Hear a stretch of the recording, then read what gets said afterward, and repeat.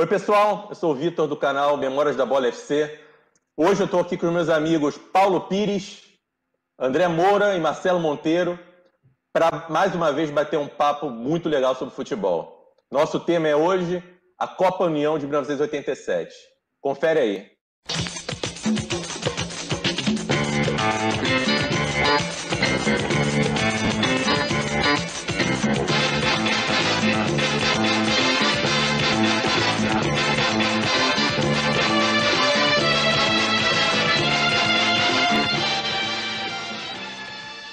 Essa história começou em 1986, o Campeonato Brasileiro que foi organizado pela CBF com 44 clubes, sendo que desses 44, somente 24 iam se classificar para o campeonato do ano seguinte. Evidentemente, alguns clubes ficaram de fora, não conseguiram a classificação para o ano seguinte. O campeonato terminou com São Paulo campeão, com Guarani vice. Em 87, alguns clubes entraram na justiça para garantir a vaga no campeonato de 87. O que aconteceu um pouco antes do início da Copa União foi o seguinte: um cenário em que a CBF se viu pressionada por os clubes que entraram na justiça. Além disso, pela situação financeira do país, a CBF não conseguiu captar recursos para poder organizar o campeonato e rolou a bola para os clubes, para eles tomarem a decisão de organizar. Então, os principais clubes do Brasil, os 12 principais, Rio, São Paulo, Minas e Rio Grande do Sul, e mais o Bahia, se reuniram, formaram o grupo dos 13, convidaram Santa Cruz, Curitiba e Goiás e formaram o módulo verde da Copa União. Os outros clubes também, não aceitando muito, com a ajuda da CBF, se movimentaram para organizar o módulo amarelo, que seria uma segunda divisão. Porém, em cima da hora, a CBF acabou homologando essa segunda divisão, de forma que os dois primeiros do módulo amarelo e os dois primeiros do módulo verde fizessem um cruzamento no ano seguinte, em 88, para definir o campeão brasileiro de fato. Então, isso gerou uma grande discussão, todos sabem até hoje quem é o campeão, é o Flamengo, é o Sport. Mas o fato é que hoje a gente está aqui para falar de futebol, para falar da Copa União, para falar da revolução que aconteceu naquele momento, não só dentro de campo, mas também fora de campo. E por isso eu estou chamando agora o Marcelo para contar um pouco como é que foi essa mudança, qual foi a estratégia de marketing dos clubes, o que chegou de novidade nesse momento único no futebol brasileiro. Marcelo. Salve, Vitor, Paulo e André. Um grande abraço aí para o pessoal que está acompanhando o programa, nosso programa de Memórias da Bola FC. Realmente a Copa União, né, que foi batizada assim, até por representar uma união dos clubes, dos grandes clubes brasileiros, inovou em muitos aspectos. Realmente os clubes investiram muito na parte de marketing para tentar viabilizar financeiramente a competição. E, principalmente liderados pelo Flamengo e pelo São Paulo, conseguiram fechar acordos comerciais com grandes empresas. Essas empresas foram a Coca-Cola, que foi talvez a grande patrocinadora, a grande incentivadora da competição, fechou um acordo com a TV Globo para a transmissão de jogos ao vivo para as próprias praças, o que era uma novidade na época. Não existia uma transmissão constante dos jogos ao vivo e muito menos para as próprias praças. Fechou acordo com a Varig, que era a grande empresa de aviação na época, e era um custo muito alto. Era um dos motivos para a CBF dizer que não tinha condições de organizar a competição, eram os altos custos das passagens aéreas. E também teve acordo com a Volkswagen, que também patrocinou a competição, e com a editora Abril. Pagou, né, para ter o direito de editar o álbum de figurinhas da competição, e também foi uma grande divulgadora do torneio através da revista Placar. Inclusive, o Paulo tem um guia aí da competição, né, que foi lançado pela Placar antes do início da competição. Isso, Marcelo. Opa, galera, bom estar com vocês novamente. Eu tenho aqui o guia, né? O guia que foi lançado pela Placar. É o guia oficial do campeonato. A Placar, no caso, foi a revista oficial também do campeonato. E ela vinha com detalhes dos times, né? Então, ela vinha falando sobre cada time, a competição toda, tudo mais. Então, é a revista oficial mesmo do campeonato, e esse é o guia que a Placar lançou na época. mais precisamente 14 de setembro que ele foi lançado, já com o início do campeonato tendo acontecido, né? Então, os clubes conseguiram viabilizar esses patrocínios para conseguir custear a competição. Uma das marcas da competição também foi a presença da Coca-Cola, né, que ficou muito marcada na época por um grande acordo de patrocínio que envolveu 3 milhões de dólares, que era um valor assim realmente muito alto para os padrões da época. Ela teve presente dentro de campo mesmo.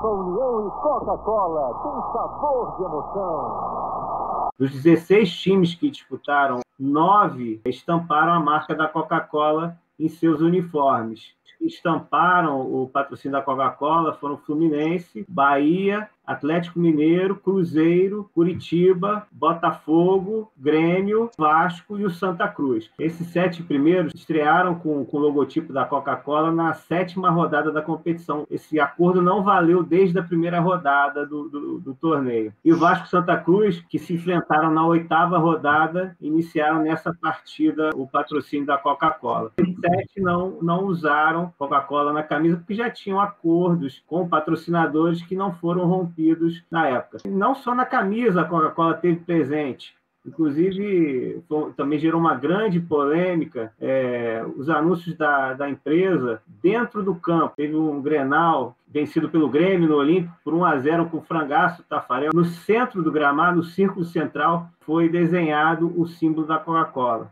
Gerou uma grande polêmica. Em outros jogos, a gente viu também no Morumbi, a gente viu o símbolo da Coca-Cola estampado dentro dos gols, atrás da linha do gol. Também em outros estádios, no Couto Pereira, por exemplo, a gente viu o logo da Coca-Cola estampado ao lado dos gols. Como a gente vê atualmente, né, algumas marcas que são colocadas ali na linha de fundo, né, ao lado dos gols, mas para a época isso era uma grande novidade. Inclusive, durou pouco tempo, porque representantes da FIFA aqui no Brasil, inclusive Áureo Nazareno, que era um instrutor de arbitragem, que representava a FIFA aqui no Brasil, denunciou essa prática para a entidade e essas marcas acabaram saindo do campo ainda durante a competição. Mas foi uma grande inovação na época. Meu amigo André Moura, conta pra gente como foi o regulamento, ou seja, como é que a competição foi estruturada, os grupos, o regulamento, conta pra gente. Fala, Vitor, fala, Paulo, Marcelo, um abraço para todos vocês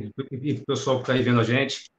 Bom, a Copa União, com 16 clubes, né, então foi formatado da seguinte forma: 2 grupos, de 8 clubes em cada grupo. O grupo A tinha o Atlético Mineiro, Grêmio, Flamengo, Corinthians, Palmeiras, Botafogo, Bahia e Santa Cruz. E o grupo B, Inter, São Paulo, Vasco, Cruzeiro, Curitiba, Santos, Fluminense e Goiás. Então, no caso, no primeiro turno, os clubes do grupo A eles jogavam com os clubes do grupo B. E o campeão de cada turno, de cada grupo, já estava automaticamente classificado para as semifinais. Então, nesse turno aí, o Atlético Mineiro foi campeão do grupo A, ele somou 14 pontos. E no grupo B, o Inter foi o campeão, com 10 pontos. Então, a gente já tinha 2 semifinalistas. Tá? No segundo turno, os clubes jogavam entre si. Os clubes do grupo A disputavam, no caso, as rodadas com os clubes do grupo A e também no grupo B. E o Atlético Mineiro, ele também foi campeão no segundo turno, tá? No grupo A, com 11 pontos. E no grupo B, o Cruzeiro foi campeão com 12 pontos. O Atlético, então, ele foi o clube que mais somou pontos, no geral, aí nessa fase da Copa União, somou 25 pontos, imbatível.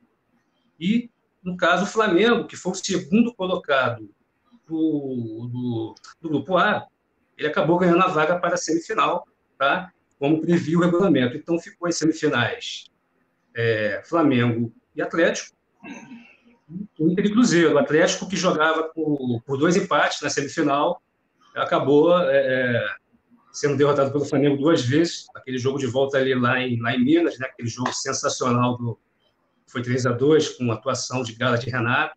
Tá? Então, no caso, assim foi, no caso, formatada a Copa União.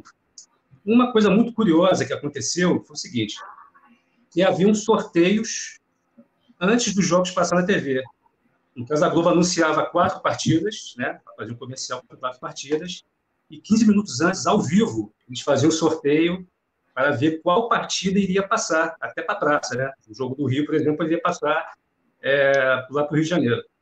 A onda é futebol. Amanhã tem Copa União, Flamengo e São Paulo, Bahia e Vasco, Corinthians e Fluminense, Atlético e Santos. Amanhã, a partir de 15 para as 5 da tarde, acompanhe o sorteio que vai decidir qual a partida que você vai assistir. Ao vivo, Copa União, amanhã. E no caso, teve até um dado curioso, teve um final de semana que ia ter São Paulo e Corinthians, Fla-Flu, no Maracanã, e, no caso, Cruzeiro e Santa Cruz, e Bahia e Goiás. E acabou que o sorteio deu Bahia e Goiás, né? Então, hoje em dia, isso aí não é... Hoje em dia, comercialmente, isso aí hoje não é viável, né? Você não vai deixar de passar, no caso, grandes clássicos ao vivo, né? Até porque hoje o futebol gira muito em torno do dinheiro e do marketing, né? No caso, a Copa União foi aqui no Brasil o pontapé para poder mudar a visão de que o futebol se tornaria um grande negócio, né? Porque foi a primeira vez que passou a ter jogos ao vivo todo final de semana. A Globo passava jogo aos sábados e aos domingos, né? E a Globo fez até um contrato de 5 anos para poder exibir os jogos ao vivo. A Globo, nesse ano, pagou quase 4 milhões de dólares para poder ganhar os direitos de imagem aí do jogo. Uma fortuna na época, né? Uma fortuna. Era muito dinheiro, era coisa assim, era coisa inviável, né? Tanto que quando teve aquelas reuniões no Clube dos 13, para poder definir quem é que ia ser a TV que ia exibir, até a Manchete e a Bandeirantes também entravam na briga, mas não tinha como competir com a Globo, né? E aí todo mundo saiu ganhando, porque, no caso, teve aquele pool de empresas para poder, no caso, realizar a Copa União, e essa verba, uma parte foi para os clubes, né? Então os clubes passaram a ter um pouco mais de receita, e isso aí é o seguinte, no caso, mostrou que o futebol não era só para o torcedor do estádio, que o pessoal que de casa também não podia ir ao estádio, também poderia fazer parte do espetáculo. E o futebol, a partir daí, aqui no Brasil, virou um grande negócio. E esse fato de transmissões ao vivo, inclusive para a própria praça, era uma grande novidade, né, Marcelo? A gente que viveu esse período aí sabia que uma transmissão ao vivo para a praça praticamente só acontecia em casos muito excepcionais, em decisões. Mesmo assim, a gente só ficava sabendo do fato quase que em cima da hora, enfim, era algo muito indefinido, né? E essa Copa União meio que marcou essa mudança, né, Marcelo? Sim, Vitor. Existia ainda um tabu assim, muito grande. Alguns ainda defendem hoje, né, mas hoje já não há muita essa resistência, que uma transmissão tirava público do estádio. Se passasse o jogo para a mesma praça, o torcedor não iria ao campo. Hoje isso não vale mais, né? Com a era que a gente vive hoje em dia de pay-per-view, você pode ver todos os jogos que você quiser, do mundo todo, né? Não só do Brasil, mas no Brasil você pode ver todos os jogos do brasileiro são transmitidos pelo pay-per-view, ou na TV aberta, ou na TV fechada. Na época era muito diferente, assim. Para a própria praça, basicamente não se via jogo ao vivo até os anos 80, até essa época, 87. Passavam finais, nem todas as finais, nem todas as decisões eram transmitidas para o local do jogo. Isso acabou, a Copa União serviu para quebrar um pouquinho essa resistência. Foram 37 jogos transmitidos pela Globo. Na imprensa da época havia muito questionamento sobre esse tema. Alguns consideraram que foram jogos demais, assim, deveriam ter sido um número menor.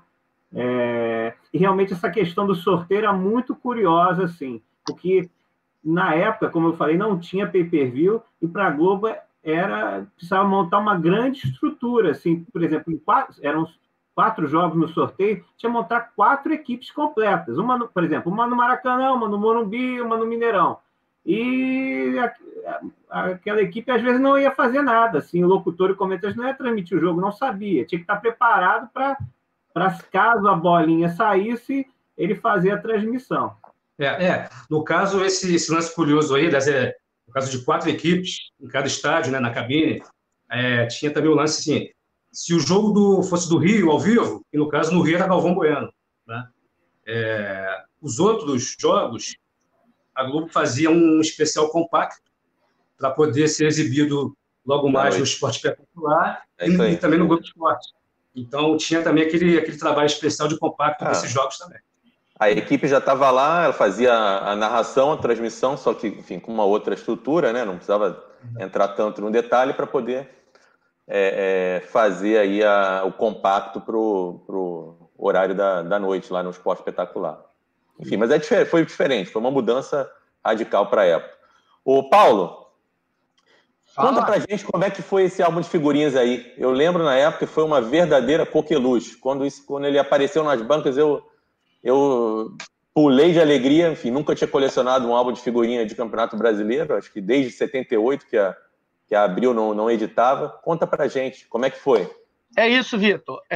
O álbum de figurinha de 87, né, foi uma volta ao passado para alguns, né? Para mim, não, que eu não era ainda... Eu não sou tão velho assim, mas estava 9 anos sem ter um álbum de Campeonato Brasileiro. O último tinha sido em 77, 78, também pela Abril, né? Que a editora Abril, que foi a que fez em 87. E, por acaso, era o mesmo padrão, né? As figurinhas muito parecidas, com borda branca, o estilo do álbum bem parecido também. Tinha os carimbos também, como em 87 teve, né? Você tem o álbum aí também, não tem? Mostra pra gente aí, pelo menos. Show. Aqui, uma recordação. Esse aí mesmo. E ele tinha, no álbum de 87, as figurinhas eram carimbadas, então a editora possivelmente escolheu jogadores mais importantes de cada time, né? E botaram um carimbo em cada figurinha, né? Aleatoriamente, ao jeito deles, né? Porque tem controvérsias nesses carimbos aí, nessa qualidade dos jogadores, né? E junto com essa febre do álbum, né? Voltou também, ou surgiu, que aí eu me lembro bem, que é digamos, um esporte, uma competição que teve na época, que era o jogo de bafo, né? Vocês devem ter jogado bafo, aí eu ganhei muita figurinha na época de moleque no colégio com o bafo-bafo, né? Fazia o jogo de bafo lá. Para quem não conhece, procura aí na internet para ver como é que é bacana. Hoje é uma febre, né? Os álbuns de figurinha, então a criançada geralmente faz hoje. O álbum seria esse aqui, né? É o álbum da Copa União de 87. Esse aqui tá completo, por acaso, abrindo na página aí. Do campeão. Campeão, mas não é muito que eu queria abrir, tá bom? Vamos falar desse aqui. É o Bahia. Então, as figurinhas, aí tem os carimbos aqui, se vocês notarem aqui, por exemplo, Bobô e Zanata aqui estão carimbados, né? A gente vai ver umas imagens que a gente vai colocar na tela aí para vocês ilustrarem melhor. E, segundo a revista Placar, a informação da revista Placar, foram distribuídos 250 mil álbuns, né? Ao valor, na época, de 30 cruzados cada álbum, que daria mais ou menos hoje na faixa de uns R$10. E os pacotinhos de figurinha custavam 3 cruzados, que hoje daria na faixa de R$1. Né, um preço justo para o que é hoje em dia, né? Na Copa do Mundo, que foi o último que eu me lembro de ter colecionado, cada pacotinho saía na faixa de R$2, e o álbum deveria ser uns R$20, R$30, o álbum capa dura, né? Que hoje é a moda, que antigamente não existia. E dentro do álbum, né, tinham 53 jogadores carimbados. E a partir desse álbum, em 1987, passou a ser constante, né, todos os anos terem os álbuns dos campeonatos brasileiros, até os dias de hoje. Só com exceção agora de 2020, que a gente não sabe como é que vai ficar, né? E lembrando que esse foi um dos últimos álbuns que as figurinhas não eram autoadesivas, né? Não eram autocolantes. Então a gente tinha que usar a cola, né? O álbum ficava duro, né? Quem usava aquela cola polar, o álbum ficava todo enrugado, quem não tinha a cola Pris. Eu tenho algumas figurinhas soltas dele que a gente depois ilustra aqui. Legal. Bom, vamos lá. Vamos contar um pouco da história desse campeonato. E a nossa ideia foi fazer um raio-x, né? Mostrar como foi a campanha de cada um dos clubes, tá? A gente vai começar pelo Palmeiras. Eu vou voltar com o Paulo aqui, que ele vai contar um pouquinho de como é que foi a campanha do Palmeiras nessa Copa União. É isso. O Palmeiras tinha sido 10º colocado no Brasileiro de 86, né? Que o Vitor já falou um pouquinho aí dos problemas, de como foi o Brasileiro de 86, o que aconteceu. Ele estava vindo de uma 4ª colocação também no Paulista, não tinha ido bem, não estava numa fase tão boa, né? E naquele momento era o 8º no ranking da CBF. O Palmeiras tinha perdido o Mirandinha, que o Mirandinha tinha acabado, que era o artilheiro do time na época, tinha acabado de sair para o Newcastle, né, da Inglaterra, foi até o primeiro brasileiro a jogar num time inglês na época e tudo.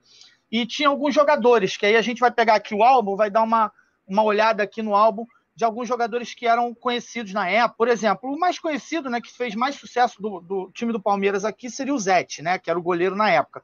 E a gente tem 3 carimbados, né, 3 que mereceram o carimbo, segundo a editora Abril, que foi o Célio, que era um meio-campo, um cabeça de área, volante, né?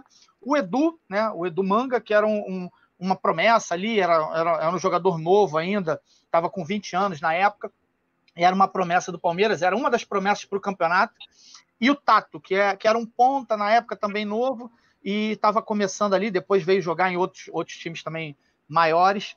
Mas dentre esses jogadores de carimbo, eu acho que ainda ficou faltando. Poderia ter um carimbozinho ali no Zete, apesar do Zete também ser novo, né, na época, mas estava começando, mas depois foi um jogador que veio a ser campeão mundial e tudo com São Paulo. O Lino também, que era um jogador que já tinha passagem pelo Santos. O Palmeiras começou bem, né, o campeonato, começou vencendo o Cruzeiro, foi o jogo de abertura do campeonato, realizado no dia 11 de setembro de 87. Foi um jogo que teve uma curiosidade que durante o jogo, durante o decorrer do jogo é que a CBF apareceu com o regulamento do campeonato, né? Então, só durante a primeira partida do campeonato é que todo mundo ficou conhecendo qual seria o regulamento imposto, né, teoricamente, pela CBF, né? Então, o jogo foi 2-0, o Palmeiras começou vencendo, começou bem, mas depois disso também o Palmeiras teve uma alternância, vitórias e derrotas no final, e acabou ficando em terceiro colocado no primeiro turno com 9 pontos, né? O segundo turno também ele se manteve mais ou menos na mesma colocação, somando 2 pontos a menos, fazendo só 7 pontos, como também era um jogo a menos no segundo turno, né? E ficou no total, né? No geral da competição, o Palmeiras ficou em 8º. Teve uma mudança de técnico já no finalzinho do campeonato, que aí saiu o Valdemar Carabina, que era o técnico no início do campeonato, e entrou o Rubens Minelli. O Rubens Minelli tem uma outra curiosidade também, que aí juntando novamente falando do álbum, o álbum já saiu já com o campeonato em andamento, e depois, mais no final do campeonato, eles lançaram uma folha, junto na revista Placar também, que é essa folhinha aqui, com algumas figurinhas que mudaram durante o campeonato, né? E o Rubens Minelli está aqui, que foi o técnico que entrou depois no time do Palmeiras. Então a campanha do Palmeiras foi uma campanha mediana, não foi uma campanha nada além do que se esperava também, porque o time do Palmeiras também não era um time com muitas perspectivas no início, então acho que ficou de bom tamanho para os palmeirenses, acredito eu.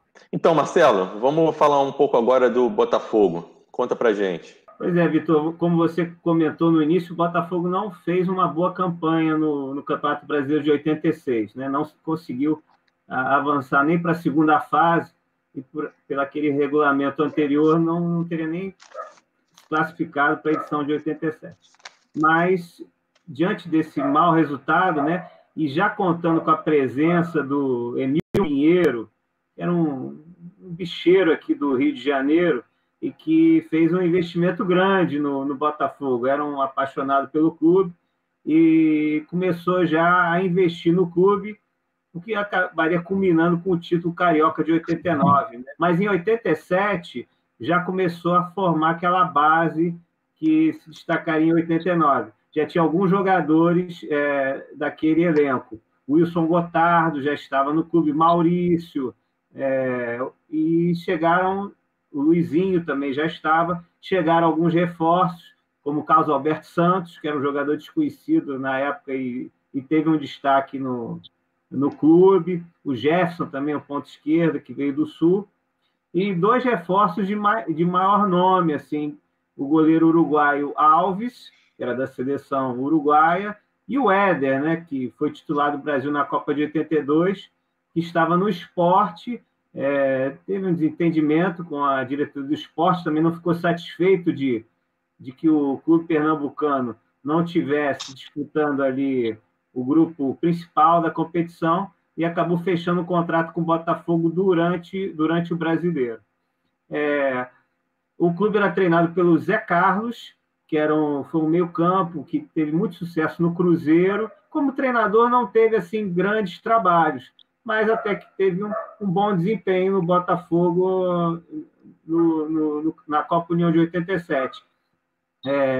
O Botafogo fez uma campanha mediana, regular, não foi uma campanha ruim, uma campanha dentro da... Assim, para o elenco que tinha, não foi uma campanha ruim. Tanto no primeiro turno como no segundo turno, ele terminou em 4º lugar no Grupo A, que era o grupo do Atlético Mineiro, do Flamengo. Ele terminou tanto no primeiro como no segundo turno em 4º lugar. E terminou em 9º no geral, 9º lugar entre os 16 times. Foi um dos clubes que passou a ter o patrocínio da Coca-Cola, né, como a gente comentou no início, e vou mostrar aqui a camisa que o Botafogo usou na Copa União de 87. A curiosidade é que o Botafogo começou com um modelo diferente, que a manga era branca, não era a manga alvinegra, e passou a usar essa camisa durante a competição. Então, na 7ª rodada, quando a Coca-Cola estreou naqueles 7 times, né, que a gente já comentou, o Botafogo foi um desses times. Curiosamente, com a marca da empresa em vermelho, né, que é uma cor que não faz parte até do estatuto do Botafogo, né? É alvinegro, é preto e branco, mas usou a marca da Coca-Cola em vermelho, como é realmente a marca da empresa de bebidas. E em relação ao álbum de figurinhas, o Botafogo foi a única equipe que não teve nenhum jogador carimbado. Realmente, a torcida do Botafogo não deve ter gostado muito. Valeu, Marcelo. Bom, agora eu vou falar um pouquinho do Curitiba, que foi um dos 3 clubes aí que foi convidado. O Curitiba, que tinha sido campeão brasileiro, né, em 1985, né, naquela decisão com o Bangu. Durante o campeonato de 86, a campanha não foi boa. O Curitiba foi eliminado ainda na primeira fase, acabou jogando a Copa União em função, né, desse convite que foi feito pelo Clube dos 13. O Curitiba tinha alguns destaques no elenco ainda que eram remanescência da campanha de 85, como o Rafael, o goleiro, o Lela, né, que foi o atacante, ponta, né, pai do Alexandre e do Richarlison, jogadores atuais. Uma curiosidade sobre o Curitiba foi a quantidade de mudanças nas camisas que houveram ao longo do campeonato. Ele começou com o patrocínio Miller, né, que era um patrocínio anterior aí ao início da Copa União, primeira rodada. Nos jogos seguintes, a camisa do Curitiba apareceu sem nenhum tipo de patrocínio. Na 7ª rodada, em que todos os clubes apareceram finalmente com Coca-Cola, o Curitiba incluiu também o Coca-Cola como patrocinador, porém,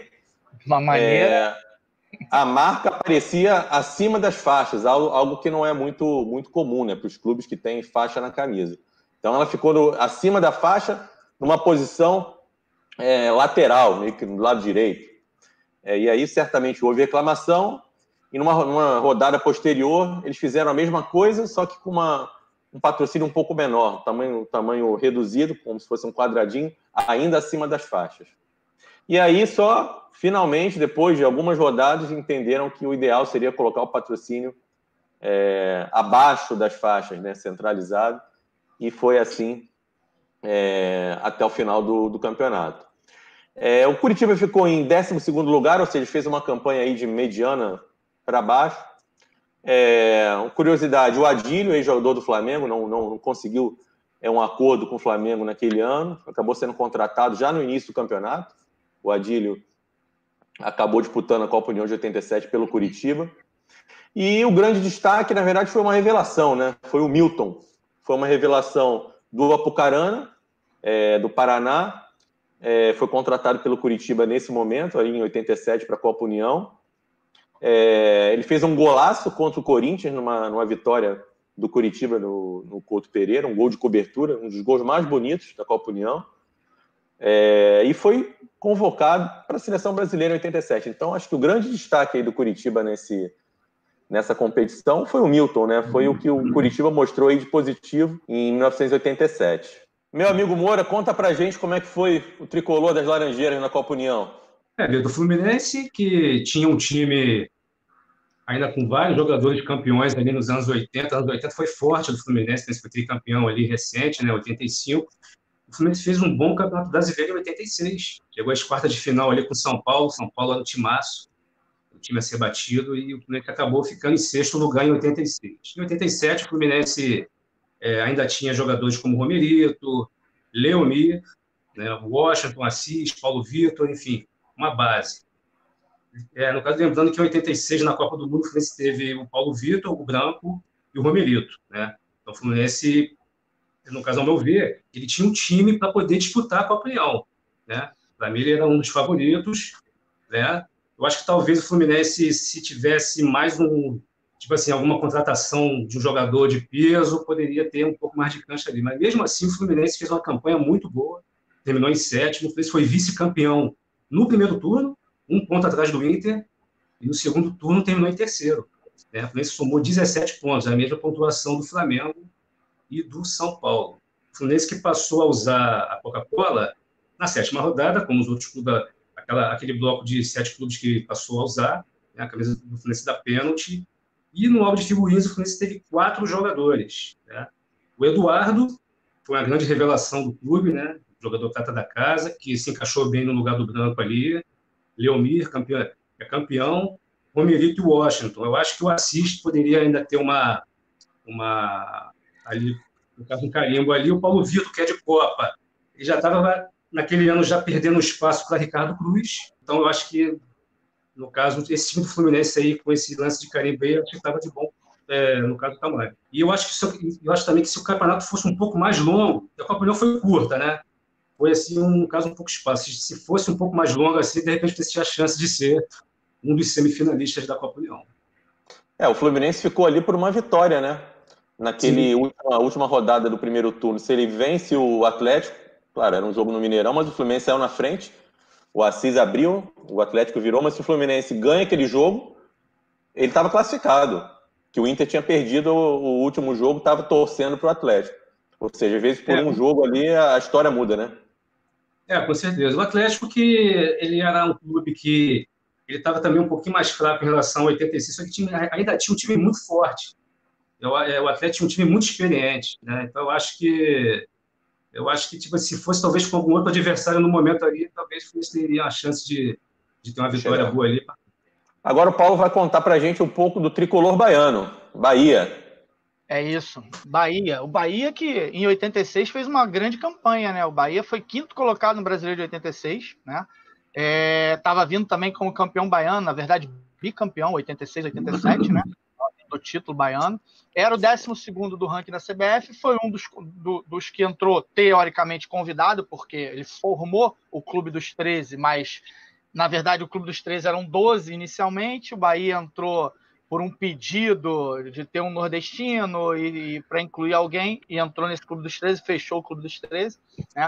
E aqui, pegando pelo álbum de figurinhas, o Bahia tinha alguns jogadores que iriam ser campeões no ano seguinte, né? Por exemplo, tinha o Zanata, tinha Bobô, tinha o Ronaldo Marques, que era o atual artilheiro do time na época, né? O Bobô estava vindo de contusão, então o Ronaldo Marques estava vindo jogando, tinha o Mário Sérgio, né? E os carimbados do Bahia seriam o Zanata e o Bobô, que eu acho bem justo, acho que poderia entrar talvez o Mário Sérgio ali também, o Zé Carlos, que foi um jogador também meio campista, meio atacante, que jogou bem, também era novo na época, e o técnico do Bahia era o Orlando Fantoni, que foi técnico do Vasco em 1977, foi campeão com o Vasco em 77.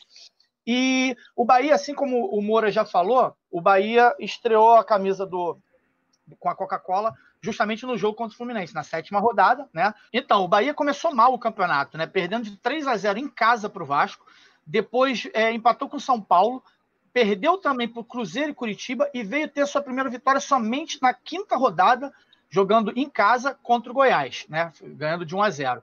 E no último jogo do primeiro turno também venceu o Santos de 1-0 e finalizou o primeiro turno em 5º colocado, né, com 7 pontos, foi uma campanha mediana ali.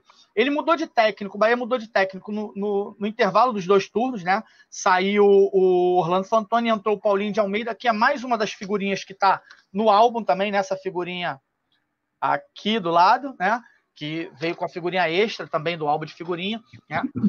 E no final das contas não adiantou muito essa mudança de técnico, porque no segundo turno o Bahia fez uma campanha bem parecida, na verdade até pior, porque só teve uma vitória contra o Palmeiras, né? E finalizou o turno em 6º lugar, né? Ficando assim no geral na 11ª colocação, uma campanha também de mediana, média para ruim, talvez, aí ficou em meio de tabela, mais ou menos, né? Bom, na sequência de tricolores, agora a gente vai para o Gaúcho. O Marcelo vai falar para a gente como é que foi a campanha do Grêmio. Vitor, o Grêmio era o atual campeão gaúcho e chegou para a Copa União como um dos times cotados para alcançar as semifinais. O time tinha como grande destaque o Valdo, meio-campista, que tinha disputado a Copa de 86, era uma das figurinhas carimbadas do álbum. O Grêmio tinha 5 jogadores carimbados. Os outros eram o zagueiro chileno Astengo, que se destacou na Copa América de 87. O Lima, um centroavante. Casimiro, um lateral já experiente, que foi campeão mundial em 83. E o Bonamigo, que também era um jogador veterano. Quer dizer, o Grêmio, nessa Copa União, tinha vários remanescentes assim, do título da Libertadores e do Mundial Interclubes de 83. O goleiro Mazzaropi, o China, meio-campista, Casimiro, Bonamigo, como eu já falei. E fez uma campanha bem razoável, bem interessante. Uma curiosidade também era o que estava no banco de reservas, Luiz Felipe Scolari, que aos 37 anos tinha sua primeira oportunidade como treinador de um clube grande.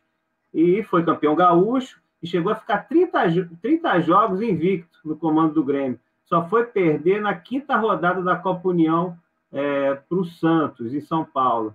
E foi a única derrota do Grêmio no primeiro turno.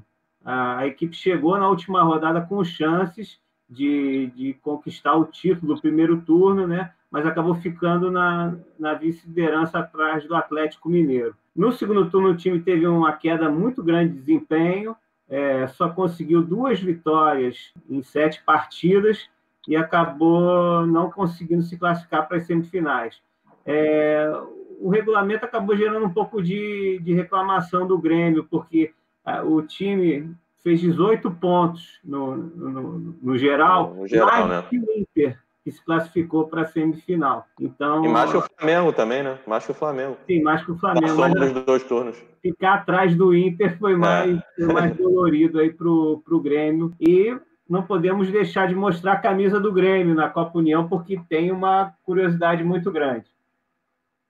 Como vocês sabem, né? Todo mundo sabe, todo mundo já tomou Coca-Cola, sabe que a marca da Coca é em vermelho, mas não na camisa do Grêmio. Hoje em dia ainda tem preta, né? Hoje em dia já tem preta, na época não tinha. Hoje tem zero, né? Não tinha Coca Zero na época. Era só normal. Então, mas o Grêmio não aceitou usar a marca da Coca-Cola em vermelho por motivos óbvios, né? Então, a Coca-Cola... Isso foi até uma curiosidade. Na hora que foi ser o contrato com a Coca-Cola, momentos antes de ser assinado, o presidente do Grêmio, na época, que era o Paulo Odoni, reparou na cláusula, né, que previa que todos os clubes que fecharam patrocínio no uniforme com a Coca-Cola deveriam usar a marca vermelha da Coca-Cola. Ele disse, negativo, não. Se eu assinar isso aqui, eu vou sofrer impeachment. Então, acabaram convencendo a Coca-Cola a aceitar a marca preta no uniforme. Foi dos 9 times que usaram a marca da Coca-Cola no uniforme, o Grêmio foi o único que não usou vermelho. Então, isso foi uma particularidade aí do Grêmio na Copa União de 87. Legal, Marcelo. Vamos falar um pouquinho agora do Corinthians, né? O Corinthians veio de uma campanha no Campeonato Paulista um pouco diferente, né? Ele começou muito mal, deu uma arrancada no final, conseguiu chegar na decisão do Paulista de 87 contra o São Paulo, mas acabou perdendo a decisão, né? Chegou, de certa forma, animado ali com essa capacidade de recuperação do time, né? Os destaques ali, a gente tinha o Birubiru, né? Tava numa boa fase, estava no auge ali da forma. Edmar, um atacante que tinha jogado em alguns clubes grandes aí, enfim, Guarani, o próprio Flamengo. O Dida, lateral esquerdo, uma revelação, que é vindo do Curitiba, campeão em 85 pelo Curitiba. O João Paulo, ponta esquerda, ou seja, tinha uma esquerda muito boa. João Paulo, ponta esquerda, ex-Santos. No gol, uma curiosidade, né? A gente tinha Valdir Pérez como titular e o Carlos como reserva, ou seja, dois dos 3 goleiros do Brasil na Copa de 82, né? Só que a campanha do Corinthians foi muito, muito ruim, né? Nos 2 turnos, o Corinthians manteve uma constância, ou seja, muito mal. Ao final da competição, ele ficou na última colocação, ele conseguiu apenas 2 vitórias no campeonato, né? Uma sobre o Inter e outra sobre o Santa Cruz.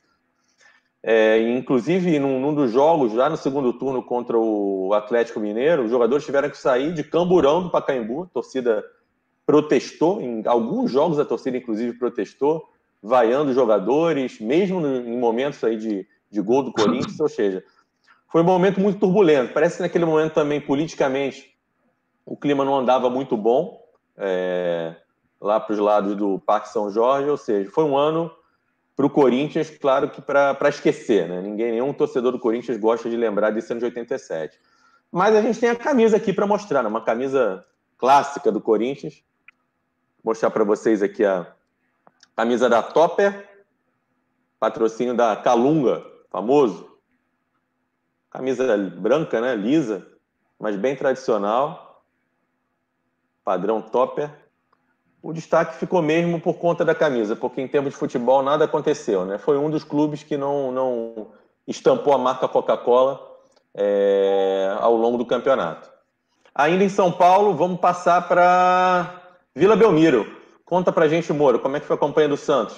Santos Futebol Clube, cara. O Santos que fez o Campeonato Brasileiro de 86 muito abaixo, foi 19º colocado. E em 87 não figurava entre os grandes times para disputar o título, não tinha time para disputar, era um time fraco. Nessa época passava já por crise financeira, né? Não tinha dinheiro para fazer grandes contratações. As grandes estrelas do Santos nesse campeonato tinha o Mendonça, que era carimbado no álbum, né?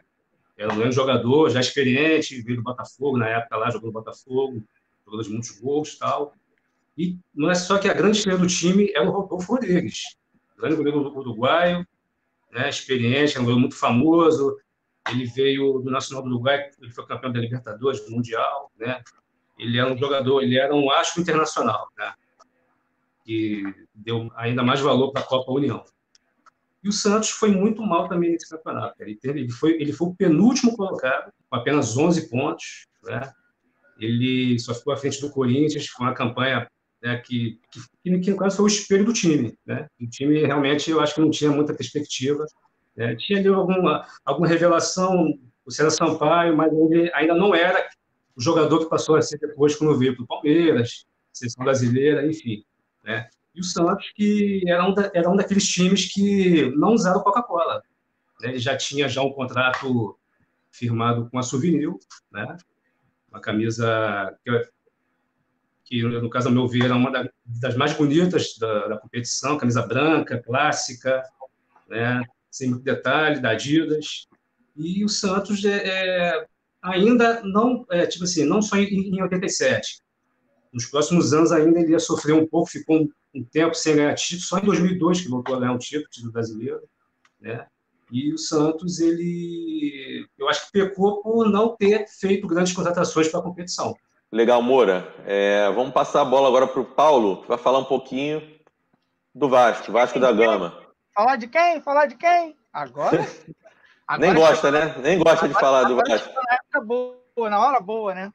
Mas vamos lá, falar do Vasco, que foi, de certa forma, foi uma decepção nessa Copa União, né? Porque pelo time que tinha, o Vasco tinha sido o 15º colocado no Brasileiro de 86, né? Estava vindo do título carioca também, em 87, né?